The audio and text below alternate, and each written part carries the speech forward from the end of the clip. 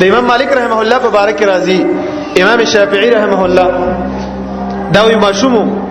او په مکه کې اوسېدو دا قریشیو نو دی اراده وکړه چې دا مدینه لراشي امام مالک رحمه الله ډېر مشهور عالم په مدینه کې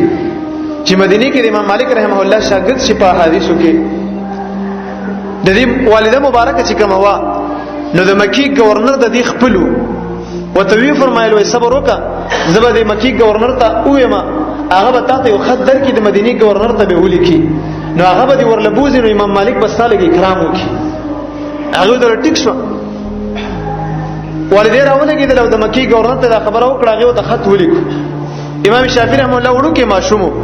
دا خط ځان سره واغسو مدینه ته راغی هغه امیر سره ملاو شو امیر وته ویل چې یاره ډېر غټ خدمت دی راوړلې ډېر لوی خدمت دی راوړلې که هر څومره غټه خبره دې ماته راوړې وې کنه هغه ماته اسانه وې خو امام مالک رحمه الله ته ورتګ او هغه سره مخامخ کېدل وې دا ډېره خطرناک خبره ده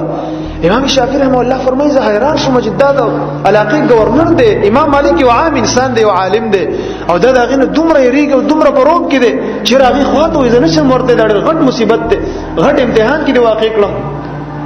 نو هغه امیر وته ویل چې ګوره زه به سره ورشم خو ته به وګورې امام مالک به تر هغه پورې موږ ته نه راوځي تر سوچي زما او استاد مخونه چې کوم دی د مدینه د کوسو دا شګي زما استاد مخونه خند کی تر هغه پورې به امام مالک رحمه الله موږ تراونوزي یعنی دومره انتظار به موږ هغه ته کو به موږ تراوزي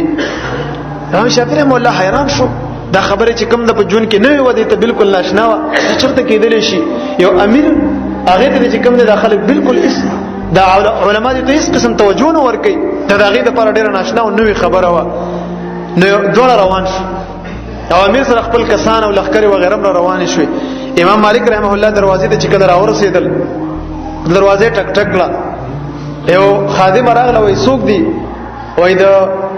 د مدینه گورنر د امام مالک رحمه الله سره ملاقات کوي یو ضروری خبره ور سره ده هغه ورغله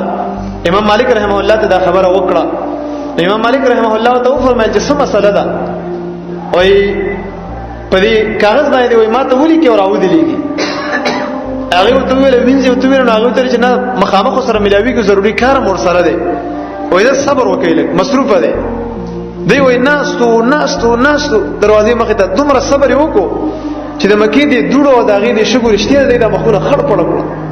لاغینه پسو د امام مالک رحمه الله چې راووتو وینځ راغله وی ولی یو کرسي شانته راوړه هغه کې خدای امام مالک رحمه الله راغو باغی باندې کېناستو وته چې تاسو څنګه راغلی استئ وای دا ماشوم دی دا وی موږ راوسته دی او تاسو سره موږ داخله و چې تاسو د حدیثو درس بیان کړي امام شافعي رحمه الله وته یاد امام مالک رحمه الله چې هغه ته کله وکړه امام شافعي رحمه الله په مخ کې سړی کې چې کله کمالي ماشومای نه معلومیږي خاص کر به سلف وړ ناشنا کمالي خلکو ګناهونه پاکو د الله نه فرمانی به نه کوله الا ما رحم ربي نو یو جن هغه په مخونو کې ډېر نورانیت او ډېر رڼا و هغه چې کله تو وکړه نو ډېر زیات اثر په وکړه امام شافعي مخ نو دوی فرمایي یا محمد اني ارى عليك نور العلم فلا تطفئه بظلمه المعصيه او استابدي مخ باندې ماته وي د علم